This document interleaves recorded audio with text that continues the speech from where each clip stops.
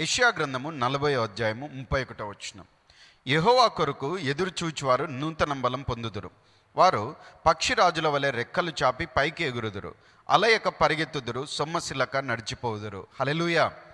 మరి 2023 సంవత్సరం అంతా కూడా మరి అనేకమైనటువంటి కార్యములు నీ జీవితంలో చూసావు.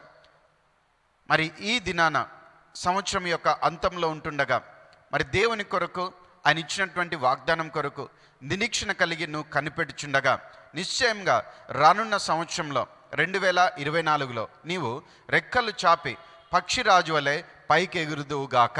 ఆమెన్. నీలో అలసట లేకుండా మరి సొమ్మసిల్లకుండా చక్కగా నువ్వు నడుస్తూ చక్కగా పరిగెత్తుతూ దేవుడు నీ కొరకు సిద్ధపరిచినటువంటి శ్రేష్టమైనటువంటి బహుమానాన్ని, శ్రేష్టమైనటువంటి జీవితాన్ని మరి నెక్స్ట్ ఇయర్ 2024 అంతా కూడా నీవు పొందుకొందువుగాక. ఆమెన్.